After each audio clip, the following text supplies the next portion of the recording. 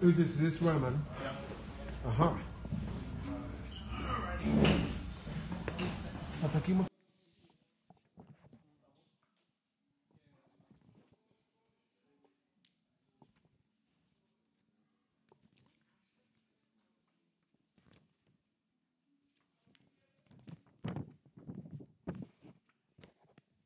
Okay, so we're going to start.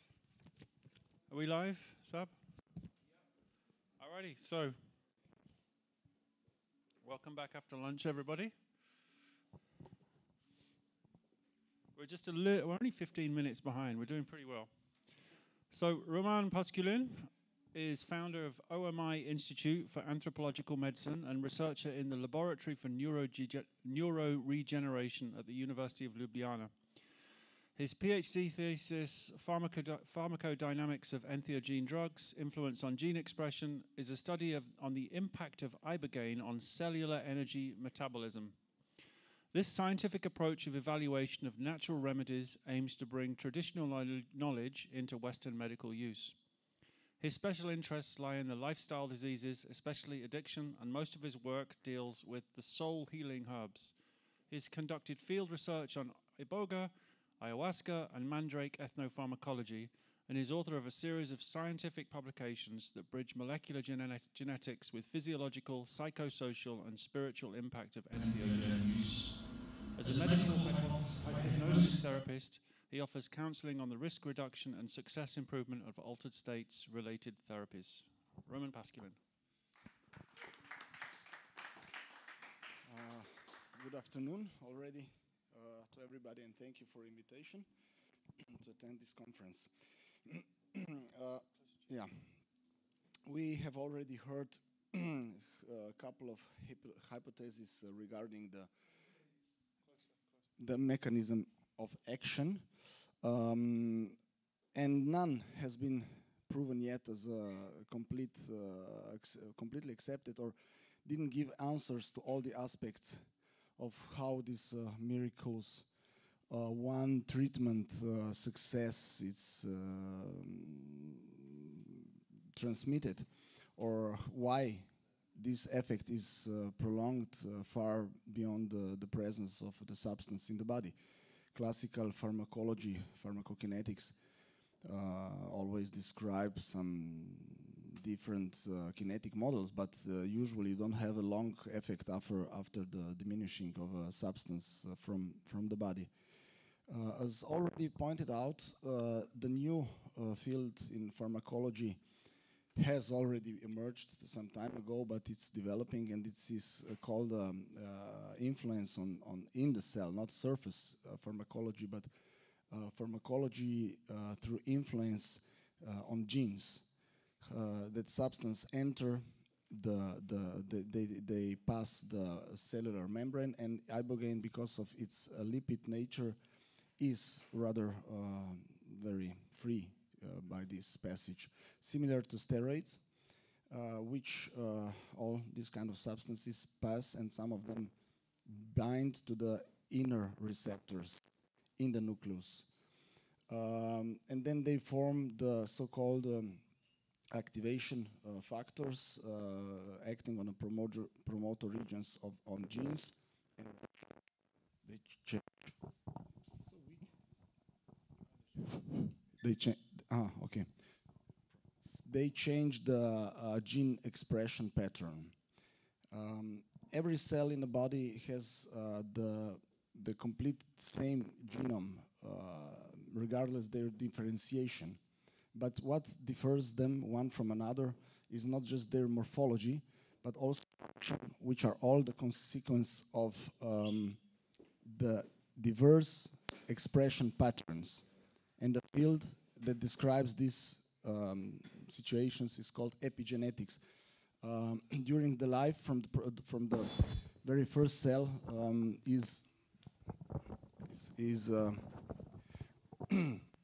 the differentiation activates. It's a consequence of activation or shutting down of certain genes. Not all the genes in the genome are active all the time, only a few.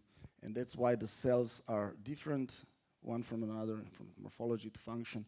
And that's why organism develops, why a child is different in shape, size, and behavior. And the most prominent example of this thing is in nature is with the total metamorphosis, insects like butterflies that have 4 stages, which you can see that they have a very different structure, which is encrypted in the very same genome. This is how this differentiation can affect the outcome. Every form can be described in a thermodynamical sense of energy consumption, of demand of energy for its living and functioning.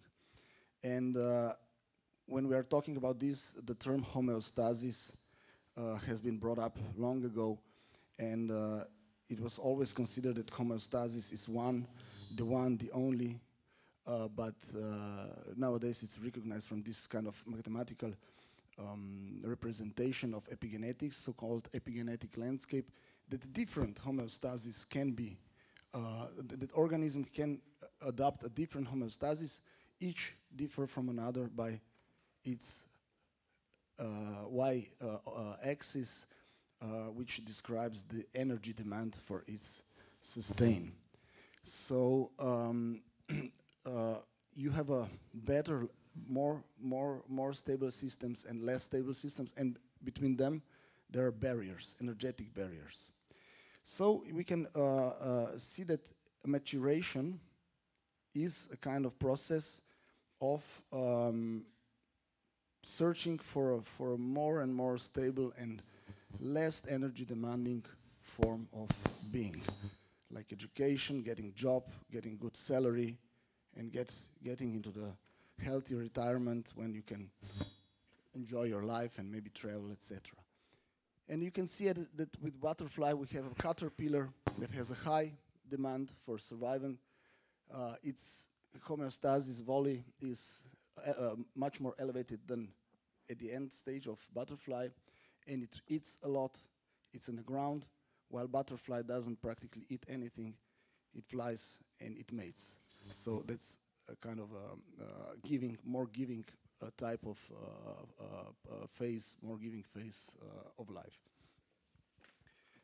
So with Ibogaine, we have heard the most recent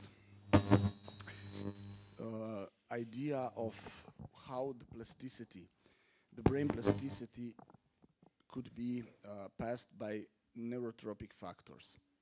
But I have a consideration regarding that. Because if GDNF would help to restore or to elevate the quantity of dopaminergic neurons and their connections, then it would give a person, make person more prone to affects. The browse of action potentials after the reward or even after anticipation of reward would be even bigger. And indeed, in pharmacotherapy of cravings, we use antagonists, opioid antagonists, and these receptors are on dopaminergic neurons, and they calm them down. So in fact, even though the GDNF does in fact bring so-called neurological childhood or teenage by its ability to make new connections, to search like a child plays and research surrounding, then this is the subtract, material subtract, tissue subtract for new connections which can be established instead of the pathological conditions. So in fact, it does make certain condition to treat addiction, but to treat it behaviorally. So we need to put a program on the empty disk, which is maybe pumped up, maybe it's up, speed up. We have a more potent brain, but it's very important what we do with that renaissance, newly born situation.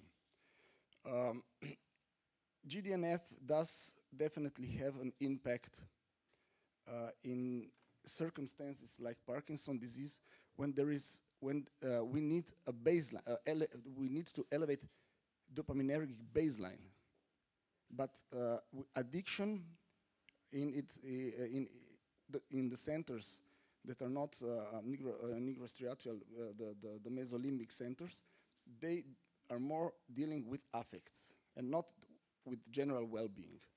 General well-being is far more dependent on the serotonergic system, like we know from antidepressive use and so on. So obviously there is still a big gap in our understanding of what is going on, but sometimes the bottom-up system is rather useful, and we can, by scientific intuition, agree with a witty culture that they primarily used Iboga for maturation purposes. We always considered it as a social maturation, as a symbolic initiation, as a statement, which is not, it's very important, but does it have also the impact of the matter level? My hypothesis is that it's not just the influence on the GDNF gene expression of Ibogaine, but it's far wider. It might act like a waking testosterone in a teenager that helps to metamorphose also tissue, organs, body, and of course consequent behavior in a mature sense of word. The distinction between infantile, childhood way of thinking and mature in the Western world is somehow lost. We abandoned all the initiation ceremonies, most of them. The so-called primitive cultures, they still keep it. And according to the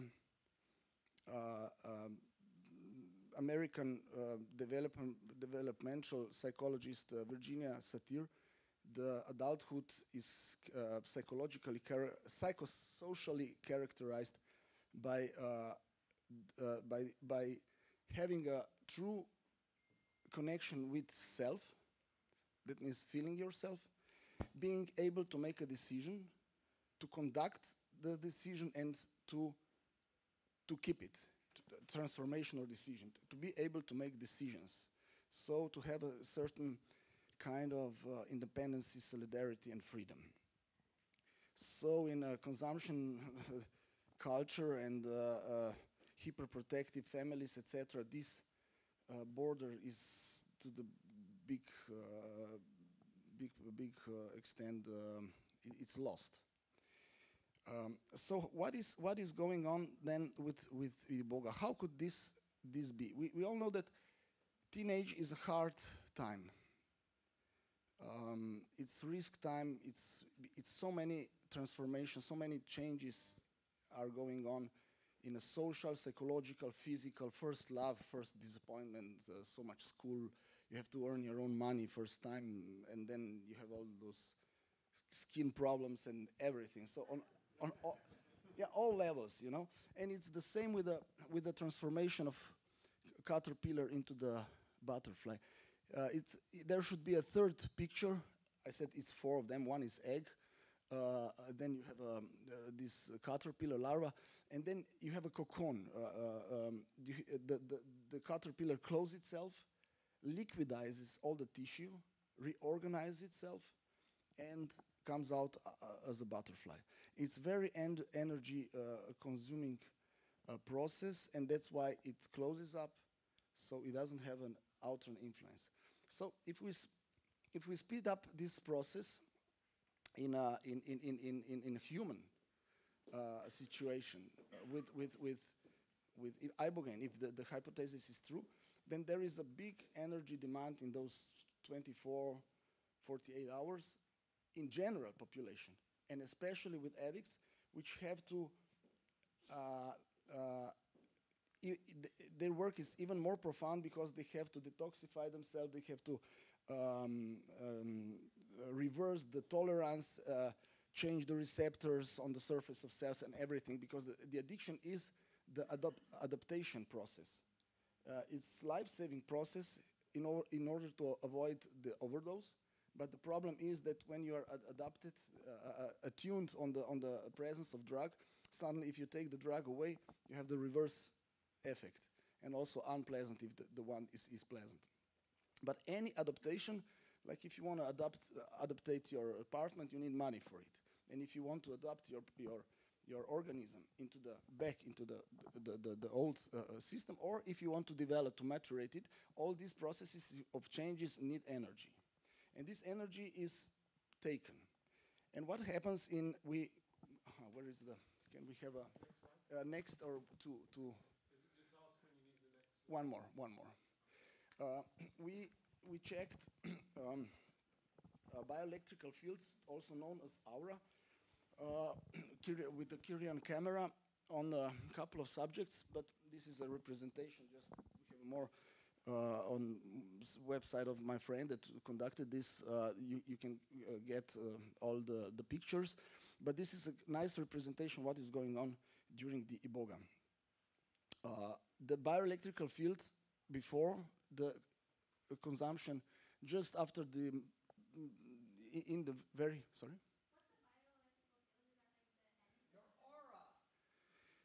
Also known as aura, and the Kyrian camera is gas discharge visualization. It's a system that how you detect very low differences is very close to skin in quantity of ionized gas. So it's similar to let's say, to lie detector, or how you have these things. And Russians are more in this field known. So some accept this as a scientific approach, and some less, I would say. But it's a good representation. And I also have, but I didn't make too scientific. This we also measured the very ATP in the cells, like you said. These energy molecules. So the story is the same. Acute effect and after effect. And during acute effect, there is the rather strong fall in the energy of the body. Energy availability, because it's spent for reorganization in a material level. So the most affected are tissues or organs that are the most highly dependent on energy or energy consuming. And number one is brain cortex, and number two is heart. And that's another hypothesis also for pro-arrhythmogenic work. It's not just calcium, potassium channels, but potassium is when it enters out of the cell, the ATP-dependent pump reestablishes the transmembrane potential. So you have, like, starvation is also pro-arrhythmogenic. So this is disputes also. We have another hypothesis, but let's not focus so much on the heart, but brain. If you take some energy away to a cortex, which is typical for higher primates that have developed consciousness, self-esteem, also a certain degree of censorship of your own actions, so-called ego, as a contrast to the self, or a soul, or what Jung excused. He didn't want to use the word soul because it sounds too religious. He said self. It's something that you bring to this world, something that is in you, that's your character, unchangeable character, unconditioned character. Ego is conditioned, of course, because it's a product of race. So, but race can also be all the rewards that drugs gave you. Conditioning, Pavlovian conditioning. So if you lower the activity of cortex, the more deep aspects of yourself comes up, but without losing consciousness. So you can these two communicate, or you can get an insight into your underlying desires. Because most of addicts, or let's say, risk factor for addiction is ambivalence, state of ambivalence. And ambivalence doesn't mean that you don't care. It means that you have the contrary aspects on one issue. You love somebody and you hate him at the same time. And once you are in this love state, you hate yourself because you don't hate him. And when you hate him, you have a bad conscience because you behave badly. And you are losing a lot of inner, you make yourself an inner tension, which is energy consuming. And in general, you are low with energy, low with and we have defined energy. It can be ATP, it can be chemical. But I would say it's will to become, will to be, like a living force. And if you are low with it, then you're depressed, you're unsuccessful, your memory is bad, your libido is bad, you didn't do your work that you put yourself to make every day. And when you're in self-reflection, then you get a low self-esteem. And these things develop slowly. And that's the problem also, how slowly, how long time it's necessary to correct things. No? So, but the first step in every psychotherapy, psychosocial therapy, is the insight. Insight is the act of getting an idea of what is going on. And usually an addictive mind has a desire to use drugs, and it develops a lot of self-excuses why this situation is as such, and it complicates itself until it becomes a house of the cards that crashes. And this moment of crash, it usually happens naturally, but it takes time, and you can lose the most productive, not years, but decades of your life. So with psychedelics, you make an artificial crash of your ego, and you get an idea of where are you, and also how were you before that, and what can come out of this. You can see choices of your life, because this is the communication between self and ego. In this changed state of its altered state, the expression altered is, I don't know why it would be altered. It's not elevated. It's unusual state of mind, but it's natural, more natural. But we are used to be on ego domination because of it is as it is. So this insight, these insight moments are of great value, and they are the starting point of, it's like the step one at AA. It's to realize that you have a problem and to see what this does to you. So, but it's not just Iboga that makes it. It can be starvation, as I said, like fasting. It can be insulin shock. They were using it against depression. Other psychedelics can be holotropic breath work, if you know. You know about holotropic breath work. It paradoxically makes hypoxia of a brain because of alkalinization of blood with elimination of carbon dioxide from excessive breathing. Meditation, hypnosis, etc., each with its advantages and disadvantages. But the most powerful are the chemical substances. On the other hand, they are the least manageable, so this is their minus. But the plus is that sometimes you need, with a certain really rigid ego structured person, you need hitting the door with what is the word? From medieval times that they were breaking the door. With, yeah, I think so. Yeah. You need something strong. But once you release it, it goes all the way. You cannot stop it or whatever. So this, I think, hypothesis is that it cut Ibogaine and other similar substances like harmaline in ayahuasca and certain other catalyze. They lower the threshold. Can we go back to the first? Yeah. One more. It lowers the barrier between the two hemodynamic states. It's the same like enzymes work. Enzymes don't do anything actively. They just enable one substance to transform to another. And these substances would transform one to another. Iron would oxidize to rust in 10 years, but if you have a catalyst, it can happen in hours. It didn't put any energy in it. It didn't work that way. And the time, and nowadays the time is, the addiction is a dangerous disease, and the time can be of big use. Why would you wait until somebody touches the bottom naturally? If you can help him to make certain transformations and personal growth in the terms of maturation by some kind of catalysts on a material level, which then starts also, it has echoes on the psychological and spiritual level, social level, and also on spiritual level. What is spiritual level? It's not I'm not talking about a kind of a religious thing or something like this, but for me spirituality is a system of values. So the paradigm that you act on, that you work on, the meaning, regarding meaning of life, and so in these kind of states you can get messages, or from traditional, like in Gabon, they pass their, it's initiation into community, it's acceptance of the values of the adults. Now, yesterday you were a child, you were tolerated, now you are no longer tolerated. But you have, I don't know what they have, probably voting right, etc., participation in decision making, etc. So, and it's also made up by the decision. Nobody is forced into that. On the West, we are forced to become voters, and we are fully responsible. Maybe we don't want to be. Maybe this could be left to a choose. No, but that's another story. So this is one possibility.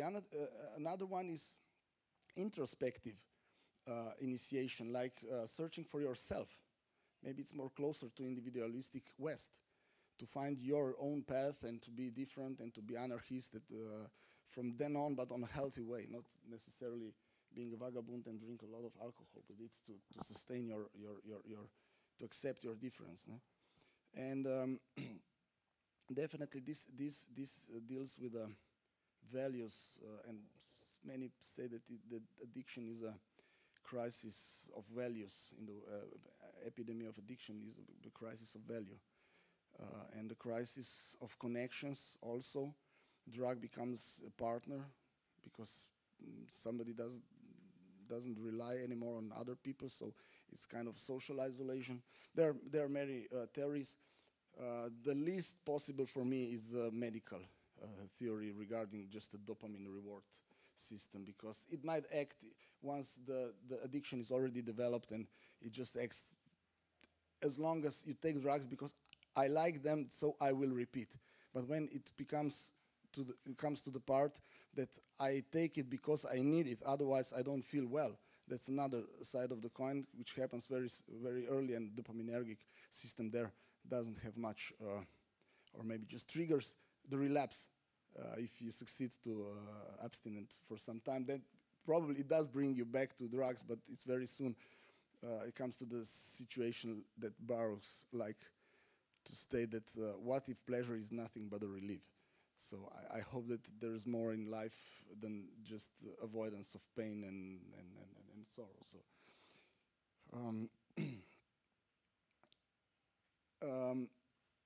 by my opinion, another slide, the second one. By my opinion, the addiction is in fact infantile way of coping with life, prolonged, retarded way, and that everybody in fact is born dependency or addiction, and that maturation is gradual process of self-liberation, and that addiction as we know it, like a pathological addiction, is a symptom of existential crisis due to delay in this process. It has a physical, psychosocial, and spiritual component, and it must be understood that it's not an ultimate state, as the freedom or adulthood is not guaranteed constant once achieved. The process can go in both directions, not with butterfly, of course, but on a psychosocial level, people can step back in situations of big crisis and so on, or world catastrophes, or so. You can try to step out of the circle of decision making and responsibility taking. The question is of free will. If you're willing and ready to vote and to take responsibility for your decisions, to make decisions. So, well, it's my maybe slightly a bit of my personal views that it is, if somebody decides for freedom, it's like in Gabon, they're more respected. Those that made, in a traditional manner I'm talking about, that pass the initiation and are considered as a full member of societies, but nobody can force others to take this.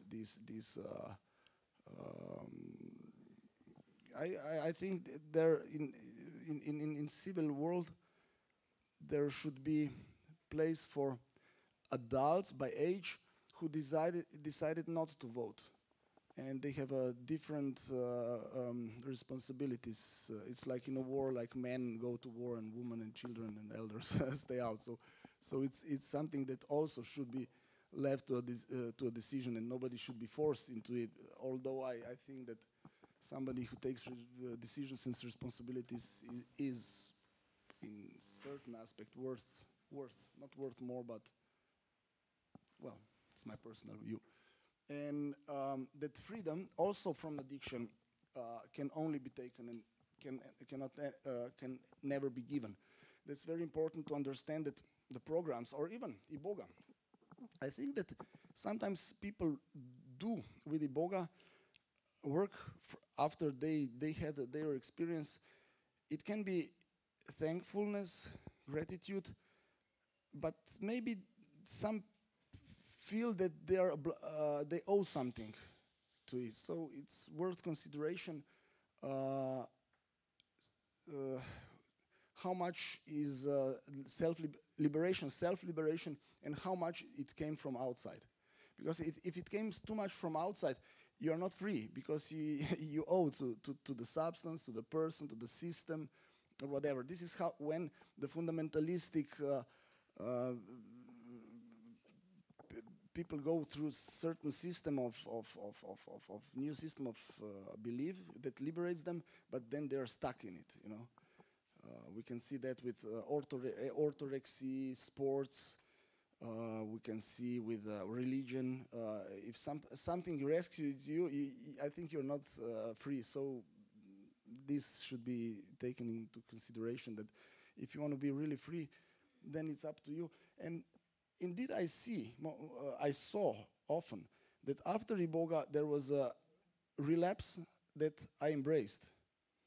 And after that, without Iboga, a person stopped drugs. And that's a very constructive relapse, because it enables, first, Iboga just gave a faith that it's possible to be without drugs. And then a person went back. They didn't do it on intention, but I saw that sooner or later everybody tries drug again. When, you know, Einstein said only fool makes the same movements and expects different outcomes. Ne? But we're all fools, so everybody does that after a while or after 10 years. They relapse, but they are immunized by knowledge.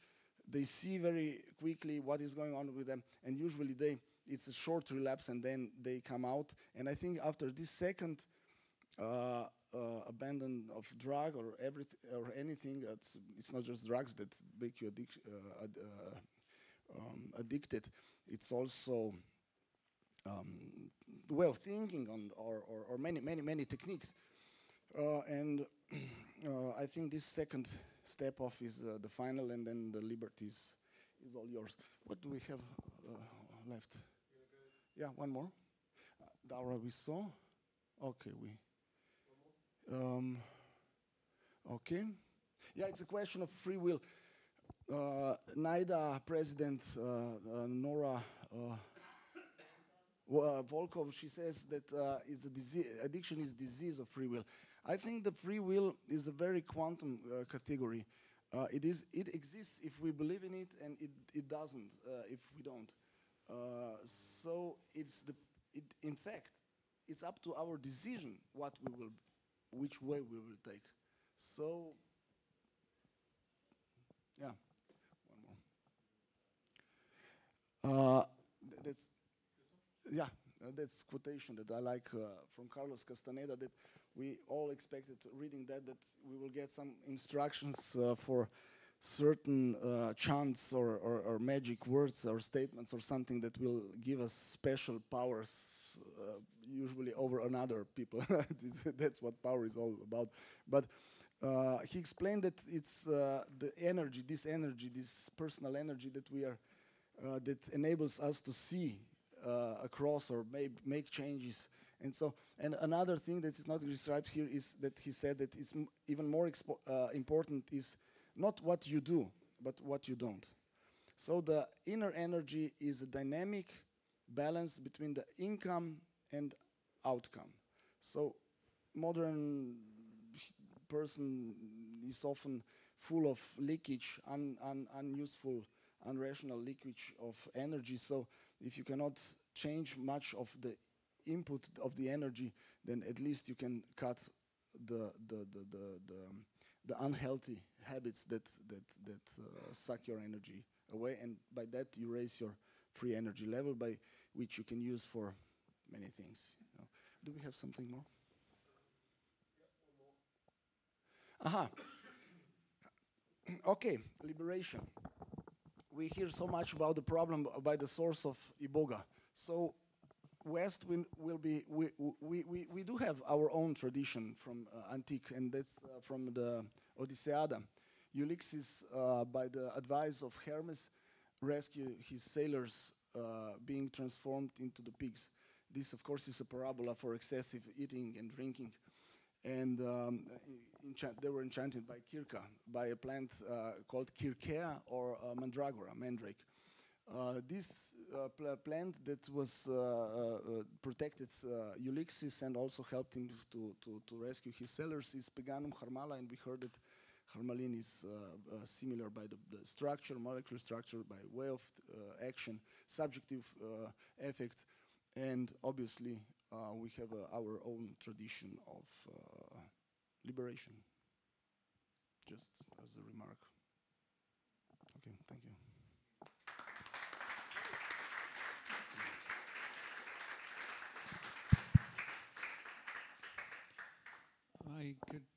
Fascinating talk.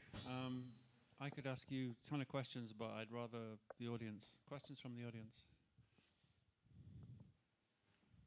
No one? I will if you're not going to. No, you can go first. Dana always goes first. Roman, thank you very much.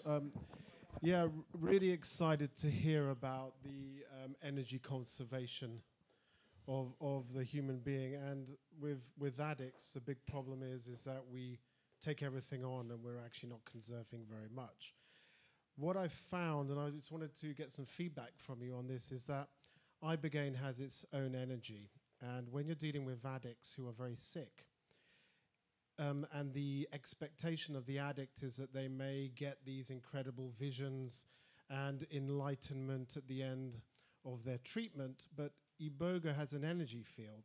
And when that energy is used up detoxifying the body, it doesn't seem to have enough power to actually deal with that psycho-spiritual aspect. So I just wanted to kind of understand that energy aspect, whether you had any feedback or comment on it. Definitely. It's been a long time that I advise the prior detoxification. Besides the fact that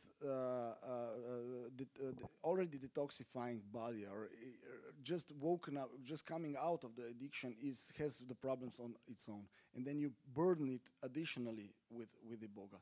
Obviously, this energy fall is such that this psychedelic, maybe the balance between the cortex and the older structure, the deeper structures, is not proper to communicate, to get a coherent or holistic understanding. You know, both sides have to communicate. Like Freudian way, we would say superego and id, or Jung would say self and ego. Obviously, it has to be in a proper way. And if everything hurts you, it's true that eliminates somehow also the unpleasant abstinence syndromes, probably by other way of, probably somewhere in opiate system or somewhere. It's interesting that Iboga comes so many aspects. But if you, I would agree definitely, and I advise people prior detoxification, which is interestingly not so hard to fulfill if there is a proximate goal. If the goal is not abstract, somewhere once you will be happy without drugs, you know, you will be like sometimes in childhood, yeah, when will that happen? If the time stops when you're on abstinence syndrome. If you know that next week or in 2 weeks you go on Iboga and now you have to quit the drugs, in practice I've noticed that this goal, this light helps people a lot, because there is close by. And we see addiction as an incapability of waiting for reward on a long distance. Like we said, it's more, they go from serotoninergic, prefrontal cortex, planning things like I will develop something that in 10 years I will be proud of, but I need instant relief. I need a satisfaction, and that's dopaminergic way. And these people are not used to wait until the reward. So you need to offer them something very close, and then they can. Okay, this gentleman there had his hand up first, and then Joe, and then Natasha. So, hi. I saw the pictures about the aura, okay, and I got a little bit confused because it's ignorance, okay. I'm confused because I don't know. So, before could you put? Okay, so the first picture is before treatment, 40 correct? minutes before ingestion. Yeah. During treatment, the aura almost vanishes. So we are totally, I wouldn't say insecure, but we need yes. people to. This happens with all psychedelics or only with Iboga? I would expect that with Armalin as well, but I don't have a proof. This is recorded just with Ibogaine. Okay. But definitely it's like an operation, you know, you need a sterile surrounding because you're without a Faraday cage. Okay. You know, so something from outside can come into you. You know, you're very suggestible. But of course, there is no communication during that time. You're in your inner state. This is a representation of energy because aura respond very well on your energy. You know, if you're dead, there you cannot ionize. So you let it go to then reinforce it and it comes back. Maybe in LSD and other psychedelics is more or less the same. Yeah, those that act directly as a serotoninergic agonists, serotonin receptor is a type 2 pharmacology. It has type 2 pharmacological way of action. It's not ion gap for just the transmission of electrical signal, but it has secondary messengers that go in that affect the consequences, metabolic consequences in the cell, and it's called metabotropic. And you know that when you take too much of LSD, or you take LSD on if you're taking antidepressants like blockade of reuptake, then you can get this malignant serotoninergic syndrome. And one of the most obvious signs, typical signs, is hyperthermia. It's like car you would put on a gas, you know, without loading the work on the car. It turns around and produces heat. Okay. And it's you can get a heat shock, you can die of it. Threshold on the epigenetic landscape, it's an illustration just for representation and use your imagination. But it gives you an energy to overcome it. Okay. It's a boost of energy, a good boost of energy. Might be a vice versa system. You know, it's similar, and then you have drugs of abuse. The drugs of these are drugs that are anti-addictive drug in a proper settings and protocols. But let's say alcohol busts energy up as well. But it has a rebound effect on that part of the you can find on internet. I had in Vienna a presentation on alcoholism. You know, genome always responds by feedback loops.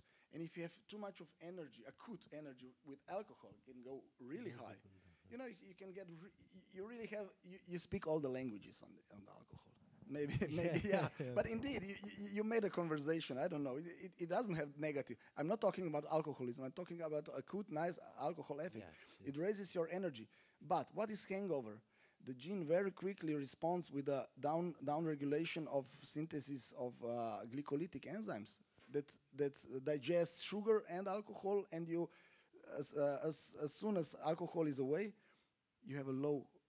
So it should and be you have vice versa. It should start Yeah. on the reverse side. Yeah, So the second and the third you would change. yeah.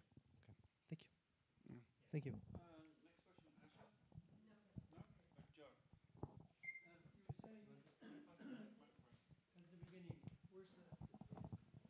Yeah.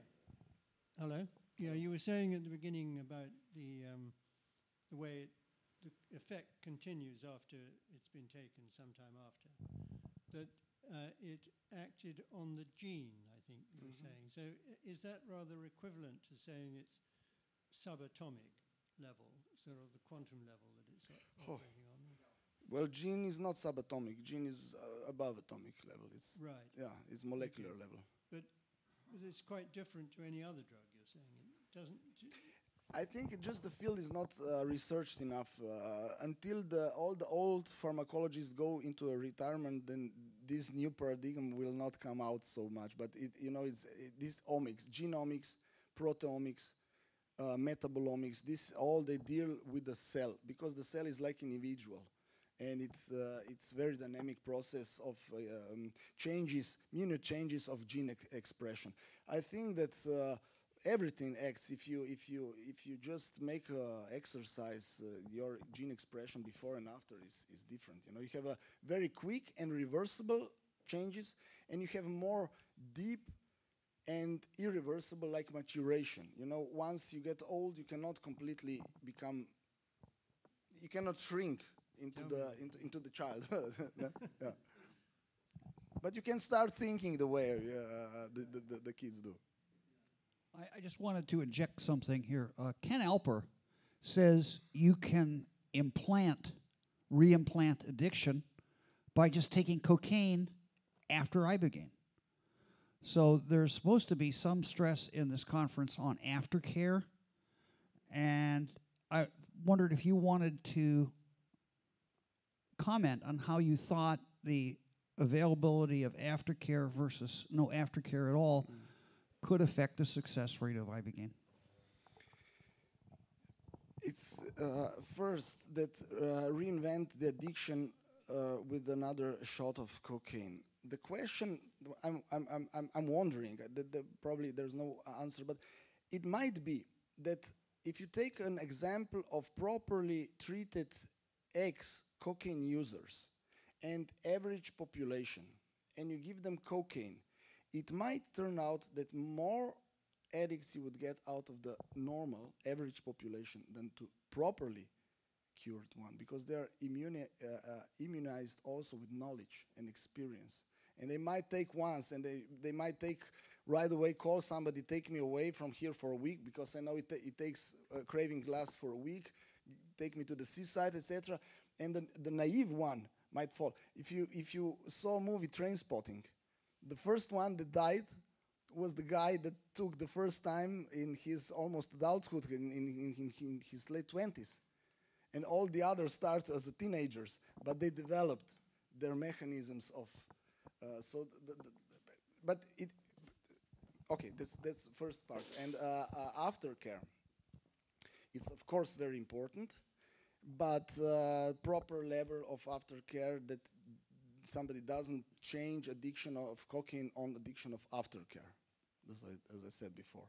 So it should be recognized that now I feel attempt for some certain psychotherapists want to put a hand on like without us nothing can be done properly. It's like with doctor on acute effect and like with psychotherapists in the after effect. Yeah. Claudio Naranjo said to me, I asked him on Ibiza, he said to me, I said to him, is it completely necessary to understand what is going on in this acute psychedelic phase? He says it doesn't, it's not bad if you do, but it's not inevitable. It's like dream. Accepted Freudian theory is that dream is fulfillment of daily frustrations. So what you didn't get, you wanted an ice cream, mama said no, you would dream of ice cream and everything would be okay, but often in adulthood the ice cream is prohibited, or sex with somebody or something. So this when symbols come in. But in fact dreaming is fulfillment of these things. So if the same happens in psychedelic experience, then you don't necessarily need to remember that. And also rationalizing some things that are unexplainable might hurt the process. With hypnosis, I never allow people to talk right after hypnosis to others because they stop the process.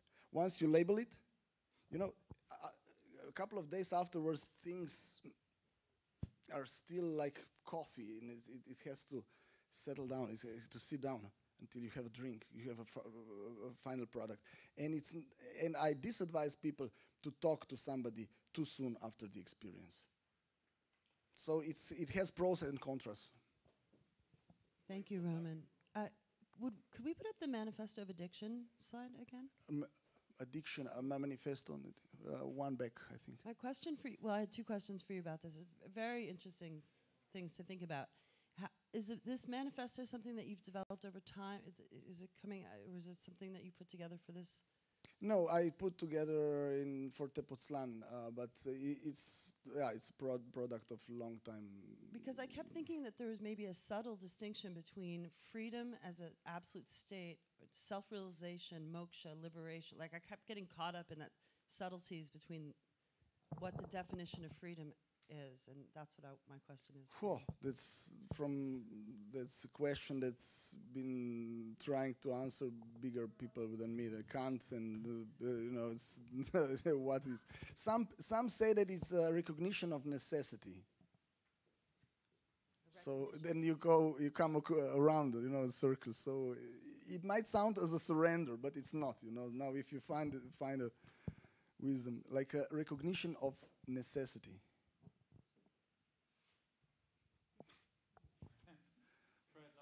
I'm still working on it. Yeah. Well, thanks for the talk. I think it's great. I love the subject you presented. I was just going to ask, what's your input on how to better prepare somebody's physiology for the, great journey of Ibogaine. Alvaro talked about when their body are too frail. It feels like it's too much for them to be fully aware of the experience. Maybe even their neurological system is not up to par to the experience, so they don't have much recalling of what happened, or they don't have any experience. We don't know. And so, what do you know about how to better prepare, even the mind, but as well as the body, for such a journey? Yeah, quit drugs. Wait until. It's not just elimination of drugs, because the residue of drugs can interfere. Of course, let's say methadone, it's got long half-life, and it also prolongs QT interval. It's proritmogenic. So definitely no drugs in the body. No more effect of absence of drugs, which is a longer period, which means also taking into consideration subacute abstinence part, which is more psychological, but still, because the stress is not just, we usually say, yeah, of course, this is just a cycle, but you don't sleep, the influence on the axis, the stress axis is enormous. You have because of the similarity of cortisol with aldosterone, that you can have a electrolyte disbalance, dehydration, malnutrition, etc. So everything. My advice is always the proper time is after the first night that you slept well. From then time on, but this can take long, So then the normal question is: so why to take Ibogaine at all? If I came so far, I say most of addicts don't have problems to get clean; they have problems to stay clean, and I think this is the proper part of the people. Some are some are not, yeah, maybe it's better to say to somebody, I can't help you. I mean, I don't take, I also have to take care of myself. I won't take so much risk. I'm sorry, probably it might help you, but the statistics in my consideration are so big that you will have to find another path. I'm sorry, you're just too far beyond. I'm disadvised, yeah. One quick question, we have to finish the book. Do you suggest any diet, like in preparation for an ayahuasca ceremony? You don't have a microphone. It's okay, it's okay. Yeah. So it's just a question about diet. Bananas, a lot of potassium and a proper level of sugar. Okay, thank you very much. Roman, Proper, not too much, yeah. Thank you very much.